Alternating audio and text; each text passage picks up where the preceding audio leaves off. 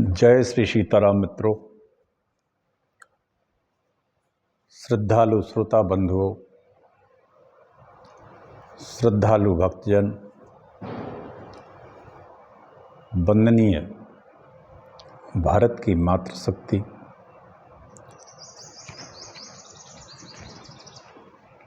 संपूर्ण भारत की जनशक्ति, भारत माता की जय।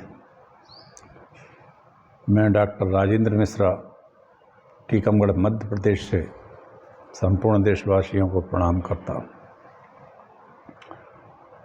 मित्रों, मैं पिछले 5 वर्ष से निरंतर पुराणों का वाचन कर रहा हूँ और ये मेरा 9वां पुराण है, श्रीमद् देवी भागवत। कल से मैंने इसको शुरू किया था, कल महात्मा थोड़ा इस पर प्रकाश डाला था। आज से कथा को शुरू करता हूँ।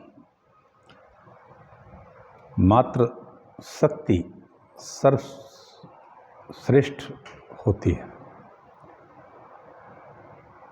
ये मात्र शक्ति, दैवी शक्ति ही ब्रह्म है, या ये कहें कि ब्रह्म शक्ति है, या ये कहें कि ब्रह्म स्वयं ही है। अपने को कई लीलाओं में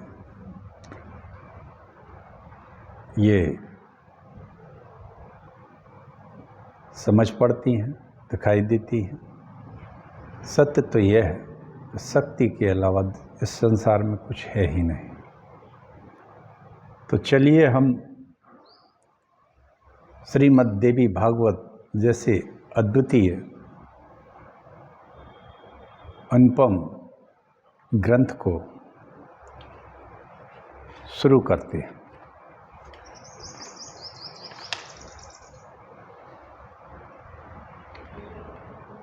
छोटा सा मंगलाचरण करते हैं, इसके बाद पाठ करने की शुरुआत करते हैं। नमोस्तु रामाय सा लक्ष्मणाय देव्यै च तस्यै जनकात्मजायै। नमोस्तु रुद्रेन्द्रयमानिलेभ्यो नमोस्तु चंद्राग्निमरुद्गणेभ्यः।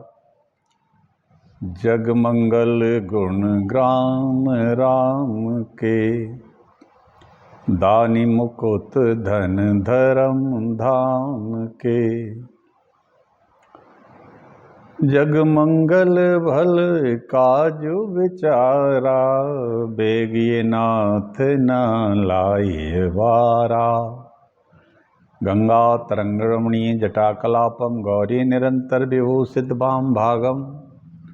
नारायण प्रिय मनंग मदापहारम वाराणसी पुरपति भज विश्वनाथम। भज विश्वनाथम। भक्त भक्ति भगवंत गुरु चतुर नाम बपु एक। तिनके पद बंदन करो ना सत विघ्न अनेक। अखंड मंडलाकारं व्याप्तमेन चराचरं तद्वर्षं दशतमेन तस्मै श्री गुरुवे नमः। वक्रतुंड महाकाय सूर्यकोटि समप्रभा निर्विघ्नं कुरु मे देव सर्वकार्येषु यो सर्वदा। नमस्ते नीलकंठाय वेद से परमात्मने विश्वाय विश्वबीजाय जगदानंद हेतवे। मनोजवं मारुतुल्यवेगं जितेन्द्रियं बुद्धिमतां वरिष्ठं वातात्मजं वानरयूथ मुख्यं श्रीरामदूतं शरणं प्रपद्ये। न तातो न माता न बंधुर्न दाता न पुत्रो न पुत्री न भृत्यो न भर्ता न जाया न विद्या न भृत्तिर्मयैव गतिस्त्वं गतिस्त्वं त्वमेका भवानी। गतिस्त्वं गतिस्त्वं त्वमेका भवानी। गतिस्त्वं गतिस्त्वं त्वमेका भवानी।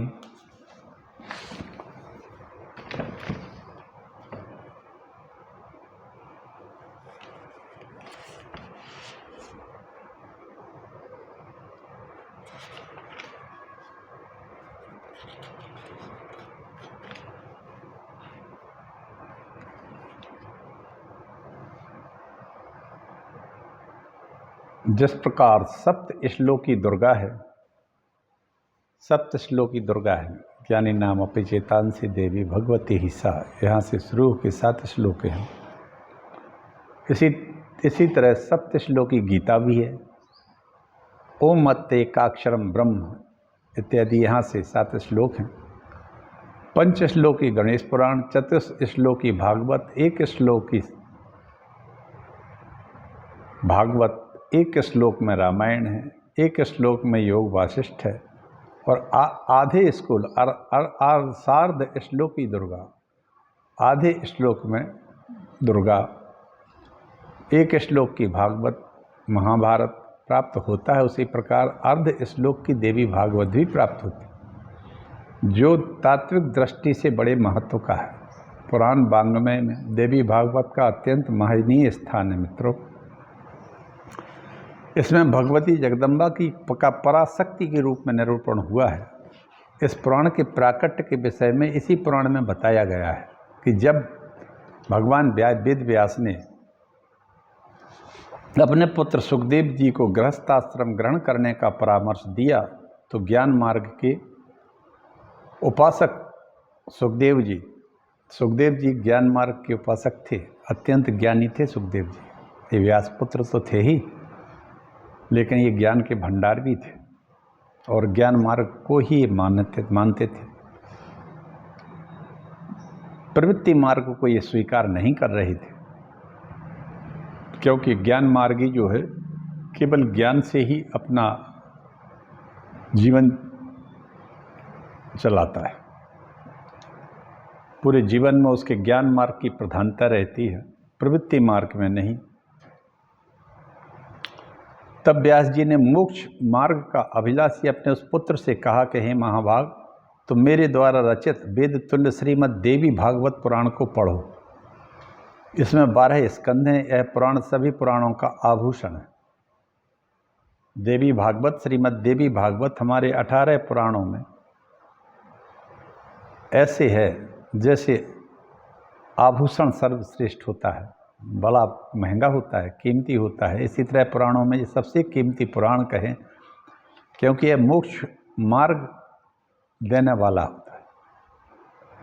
इस श्रीमद् देवी भागवत को व्यास जी बोले तुम पढ़ो, इसमें 12 स्कंध हैं। यह पुराण सभी पुराणों का आभूषण है और इसके सुनने मात्र से सत और असत वस्तुओं का यथार्थ ज्ञान हो जाता है। सज ज्ञान विज्ञानम श्रुत मात्रेण जायते। व्यास जी ने इस पुराण के प्राकट्य की कथा बताते हुए आगे कहा, हे महामते सुखदेव, एक समय की बात है जब महाप्रलय की अवस्था में एकारणों में के मध्य बट पत्र पर भगवान विष्णु बाल रूप में शयन कर रहे थे। बड़े ही विचार मग्न थे कि किस चिदात्मा शक्ति ने मुझे इस बालक रूप में उत्पन्न कर दिया है। प्रलय काल के बाद जो एकारणों जलमय हो जाता है पूरी पृथ्वी, उस समय भगवान केशव वट वृक्ष पर शयन करते हैं बाल रूप में। अब वो सोचते हैं कि ये मुझे बाल रूप में किसने शयन करा दिया है, मैं कैसे जानूं। उस समय आदि शक्ति भगवती ने आकाशवाणी के रूप में आधे श्लोक में ही संपूर्ण अर्थ प्रदान करने वाले ज्ञान को बताते हुए कहा, सर्वम खलविदमेवाहम नान्यदस्ति सनातनम, अर्थात सब कुछ मैं ही हूँ और दूसरा कोई नहीं, कुछ भी सनातन नहीं है। भगवान बाल मुकुंद सोचने लगे कि इस सत्य वचन का उच्चारण किसने किया, उस कहने वाले को मैं कैसे जानूं वह स्त्री है या पुरुष है। तब उन्होंने उस श्लोक अर्ध रूपी भागवत को अपने हृदय में धारण कर लिया। वे उसके अर्थ पर चिंतन करने लगे और बार बार उसको उच्चारण करने लगे। बालमुकुंद को चिंतातुर देखकर उसी समय भगवती पराशक्ति शंख चक्र धारण किए चतुर्भुजा महादेवी के रूप में अपनी सखियों के सहित वहाँ प्रकट हो जाती हैं। वे दिव्य वस्त्र आभूषणों से अलंकृत थे। उनका स्वरूप भी बड़ा ही शांत था। उनका स्वरूप अत्यंत शांत था। वे मंद मंद मुस्कुरा रही थीं। उनका दर्शन कर भगवान विष्णु बड़े ही विस्मय में पड़े और उनसे पूछा तुम कौन हो? कुछ समय पूर्व मैंने जो आधा श्लोक सुना वह परम रहस्यमय वचन किसने कहा, मुझे बताइए। देवी जी कहती हैं, मैं सगुण रूपा चतुर्भुजा भगवती हूँ। सब गुणों का आलय होते हुए भी मैं निर्गुणा हूँ, मैं निर्गुण भी हूँ।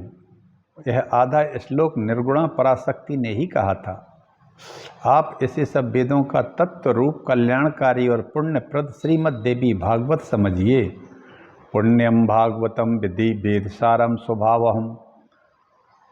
आप इसे सदा अपने चित्त में रखिए और कभी विस्मृत न करना। यह सब शास्त्रों का सार है, भगवती महाविद्या के द्वारा प्रकाशित किया गया, तीनों लोकों में से बढ़कर अन्य नहीं। ऐसा कहकर देवी अंतर्ध्यान हो जाती हैं। विष्णु ने उस आधे श्लोक देवी भागवत रूपी मंत्र अपने हृदय देश में सदा के लिए धारण कर लिया। कुछ समय बाद जब ब्रह्मा दैत्यों के भय से डरकर भगवान विष्णु की शरण में गए, तब भगवान को ध्यान में स्थित रखकर मंत्र जप करते हुए देख ब्रह्मा जी बोले, हे देवेश, आप किस देवता का जप कर रहे हैं? आपसे बढ़कर भी कोई है? तो भगवान विष्णु बोले, हे महाभाग, हम सभी में जो कार्य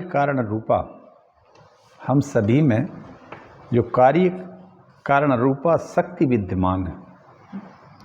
प्रत्येक जीव मात्र में कार्य कारण रूपा शक्ति विद्यमान रहती है, तभी तो वो क्रियामाण होता है, क्रियाशील होता है।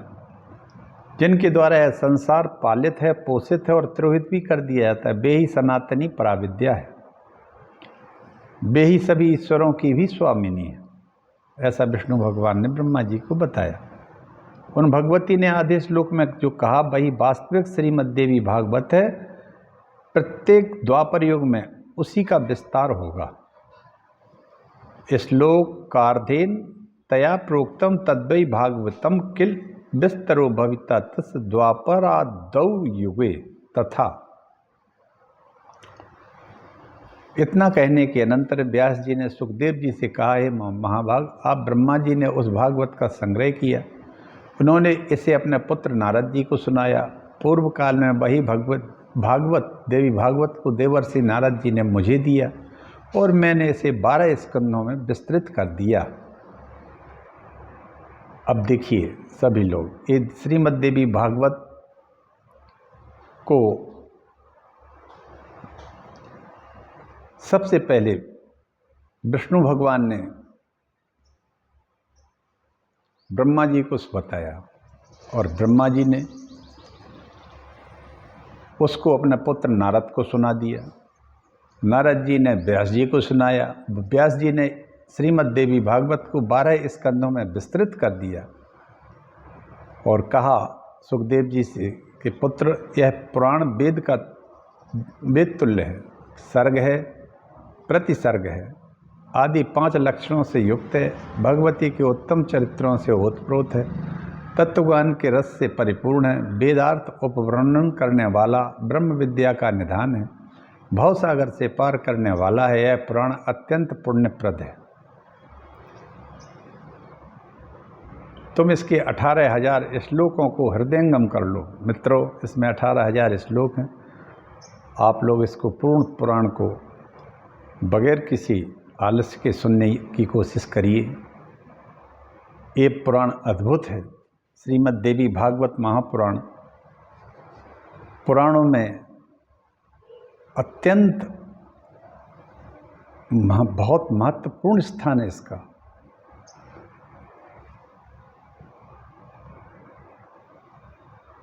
इसमें ब्रह्म विद्या का निधान है, भवसागर से पार करने वाला यह पुराण अत्यंत पुण्यप्रद है। तुम इसे 18,000 श्लोकों को हृदयंगम कर लो। इसके श्रवण करने वाले के लिए अज्ञान का नाश करने वाला, दिव्य ज्ञान रूपी सूर्य का बोध कराने वाला, सुखप्रद शांतिदायक, धन्य दीर्घ आयु देने वाला, कल्याणकारी तथा पुत्र और पौत्र की वृद्धि करने वाला है।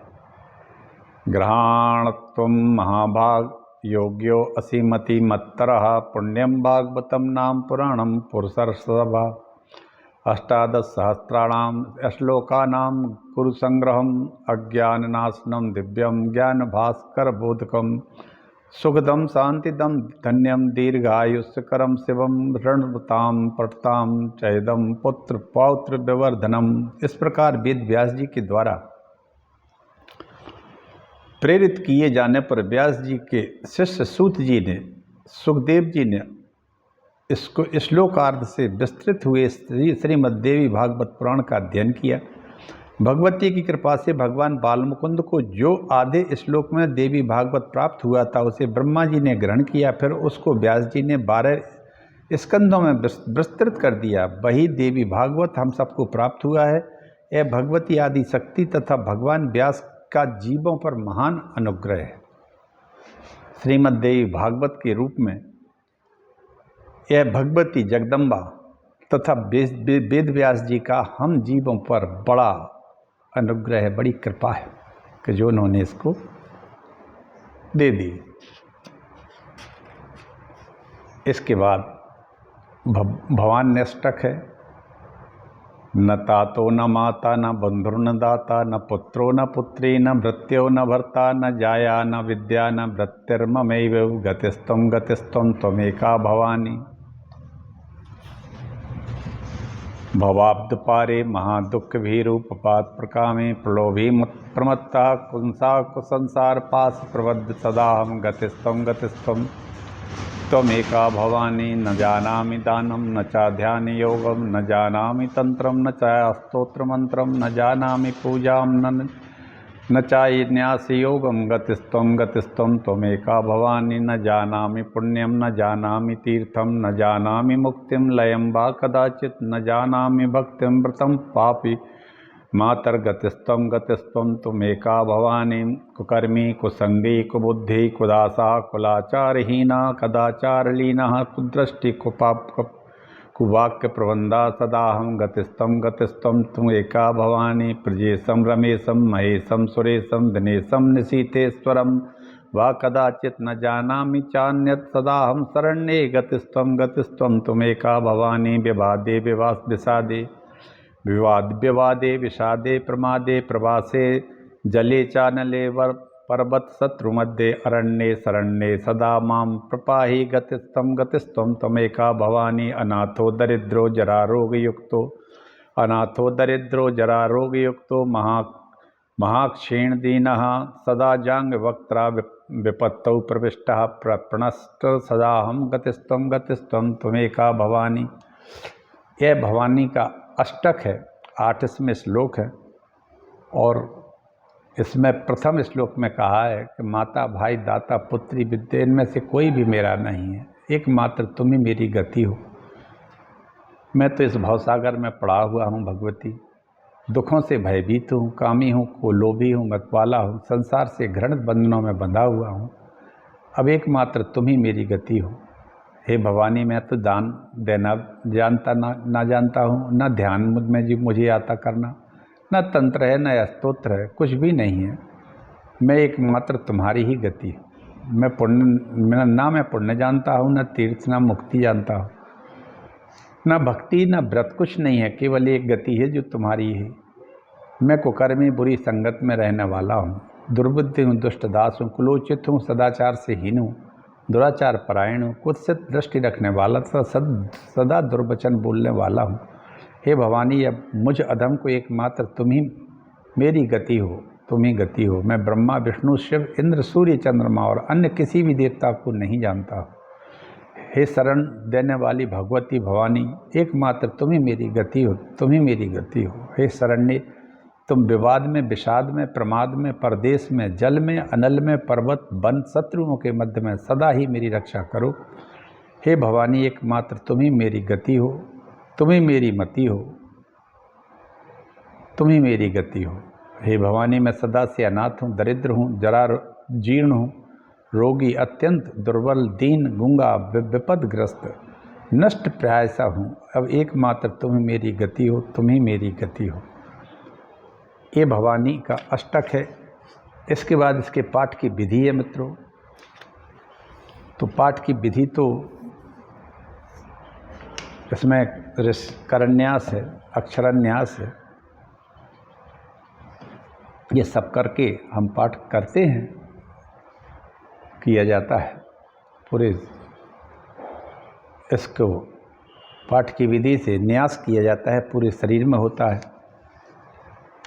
कर लेना चाहिए और पाठ करना चाहिए। भगवती के स्वरूप का चित्त में सदैव स्मरण हो।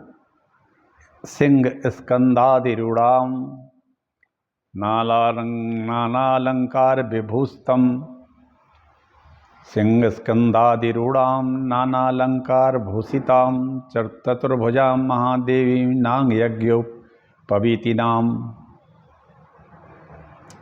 शंख सारंग समायुक्त वामपाणि द्वयान्वितां चक्रम च पंचबाणश्च धारयन्तीं च दक्षिणे,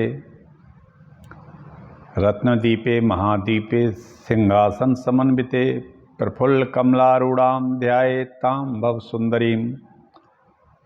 देवी भागवतम नाम पुराणम परमोत्तमं त्रैलोक्यजननी साक्षात् गीयते यत्र शाश्वती, श्रीमद्भागवतम यस्तु पठेद्वा शृणुयात् यादपि श्लोकार्धम श्लोकपादम वासा याति परमां गतिम।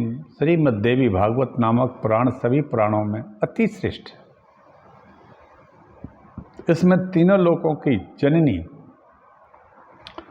साक्षात सनातनी भगवती की महिमा गाई गई है। जो श्रीमद् देवी भागवत के आधे श्लोक या चौथाई श्लोक का प्रतिदिन सुनता या पढ़ता है वह परम गति को प्राप्त हो जाता है। श्रीमद् देवी भागवत की नवान्न विधि भी है, 9 दिन में पढ़ने की विधि भी है। दोनों नवरात्रों में आषाढ़, श्रावण, भाद्रपद और कार्तिक, मार्ग शीर्ष, माघ और फाल्गुन शुक्ल प्रतिपदा से नवमी तक इसके अनुष्ठान का विधान भी है। इसे नवाह यज्ञ भी कहा जाता है। एतदर्थ कथा स्थान की भूमि का संशोधन, मार्जन इत्यादि करना चाहिए। इसके मान भी हैं। 16 हाथ लंबा चौड़ा होना चाहिए। तोरण, विमान, ध्वजा, पताका भी लगी होना चाहिए। जहाँ ये पुराण की कथा या देवी भागवत यज्ञ किया जाता है। सदैव गुरु का ध्यान करना चाहिए। और गुरु कौन है? गुरु तो भगवान शिव ही हैं, सबके सबसे श्रेष्ठ गुरु। भगवती का फिर ध्यान करना चाहिए सदैव, जो मैंने अभी कहा है। प्रकाशमानां प्रथमे प्रयाणे प्रति प्रयाणे अपमं मृतायमानां अंतः पदभ्यां मनुच्चरन्तीं मानंद रूपां बलां प्रपद्ये। ये बहुत श्लोक बहुत ही महत्वपूर्ण है, बड़ा आनंद देने वाला है। सदैव हमें अपने हृदय या शिरोदेश में उज्ज्वल पद्म के अंतर्गत गुरु का ध्यान करके फिर शिखा के बीच इस रूप में देवी का ध्यान करना चाहिए। प्रकाशमानाम, प्रथम प्रयाण में ब्रह्मरंध्र में संचरण करने पर प्रकाश पुंज वाली, प्रति प्रयाण में अर्थात मूलाधार में संचरण करने पर अमृतमय स्वरूप वाली तथा हृदय अंतः पद में सुषुम्ना नाड़ी में विराजने पर आनंदमयी स्त्री रूपिणी देवी कुंडलिनी की में शरण ग्रहण करता। ये कुंडलिनी का प्रयाण के बारे में कहा गया है। प्रकाशमानाम प्रथमे प्रयाणे, प्रथम प्रयाण में है ब्रह्मरंध्र में संचरण करने पर प्रकाश पुंज वाली है। और प्रति प्रयाण में अर्थात मूलाधार में संचरण करने पर अमृत स्वरूप वाली है, पुंज स्वरूप वाली, फिर अमृत स्वरूप वाली है। और अंतः पद में सुषुम्ना नाड़ी के विराजने पर आनंदमयी स्त्री रूपिणी देवी कुंडलिनी की में शरण ग्रहण करता। तत्पश्चात किसी नदी, तड़ाक, सरोवर या पहाड़ी, झील, झरने आदि में स्नान कर नित्य कृत्य करना चाहिए। भूत शुद्ध भी फिर न्यास करना चाहिए। इसमें मात्र का न्यास है, हृदय का मात्र का न्यास करना चाहिए। इसमें मूलाधार में हा है, हृदय में रकार है, भ्रू में इकार है और मस्तक में रींकार है का न्यास करें। फिर उपयुक्त ब्राह्मणों को वर्ण करके सिंहासन पर उस क्षौम रेशमी वस्त्र युक्त 4 हाथ वाली जगदम्बिका की प्रतिमा स्थापित करना चाहिए।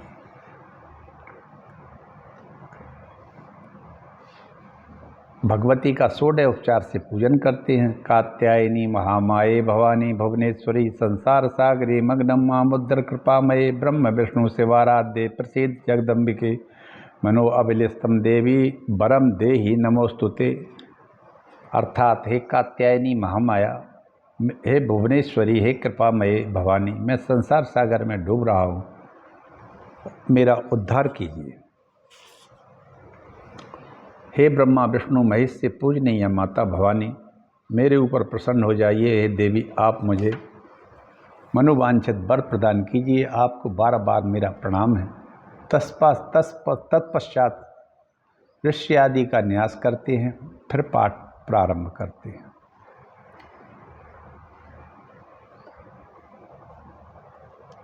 फिर संकल्प है, ये सब करते हैं। इसके बाद हृदय न्यास है, शिखाबंधन है, ऋषि न्यास है, फिर दुर्गा की पूजन है, षोडशोपचार पूजन का विधान है। ये सभी निरांजन इत्यादि करते हैं, पुस्तक का पूजन करते हैं सदैव। और इसके बाद हम अब श्रीमद्देवी भागवत की कथा को शुरू करते हैं। मित्रों, इस तरह से एक आज प्रथम अध्याय से श्रीमद्देवी भागवत का महात्म जो है वो शुरू होता है। यहीं से कथा शुरू होती है। आइए तो आज से कथा का विस्तार करें।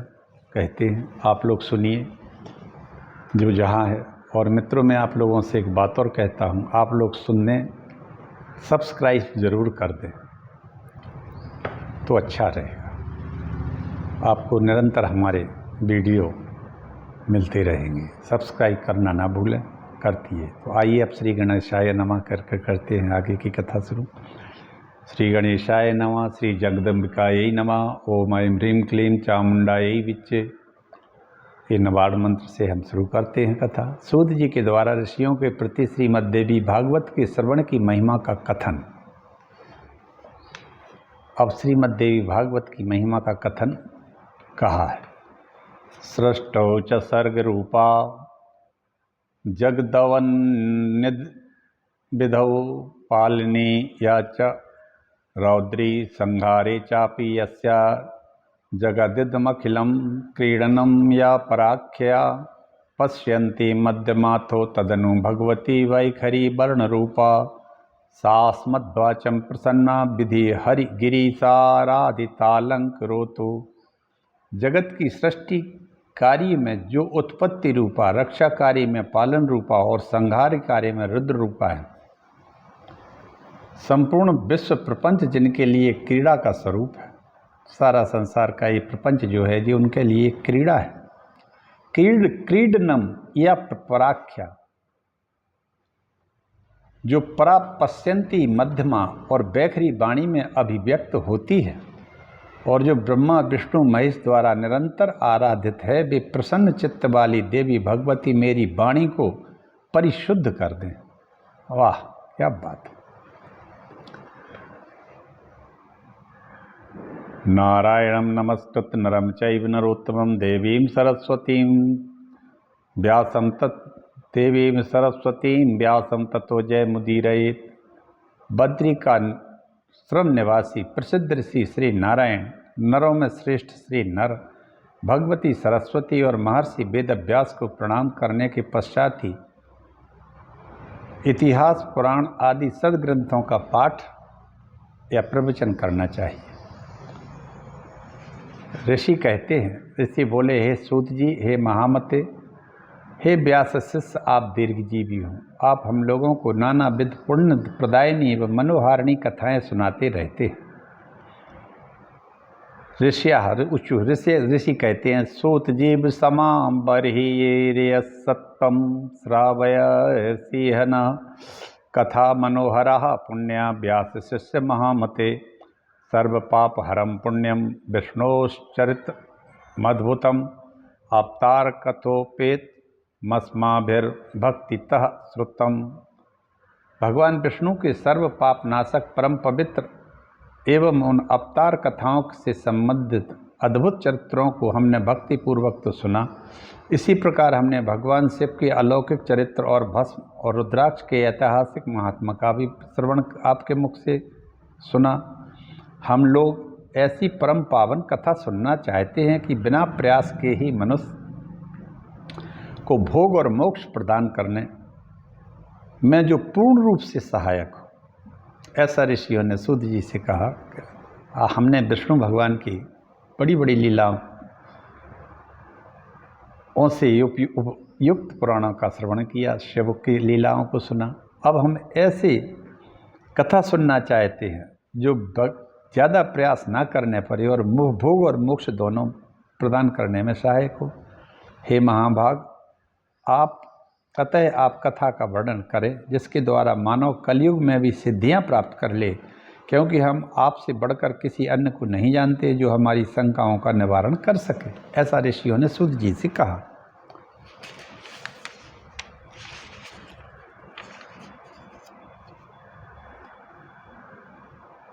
मित्रों, सूत जी से कहने के बाद अब सूत जी आगे क्या ने जो ऋषियों से कहा उसकी हम कथा कल कहेंगे। आज कथा को हम यहीं विश्राम देते हैं, वाणी को विराम देते हैं। आप लोग सुनिए, कथा प्रारंभ हो चुकी है, पहला अध्याय शुरू हो गया है। जय श्री राम, हर हर महादेव।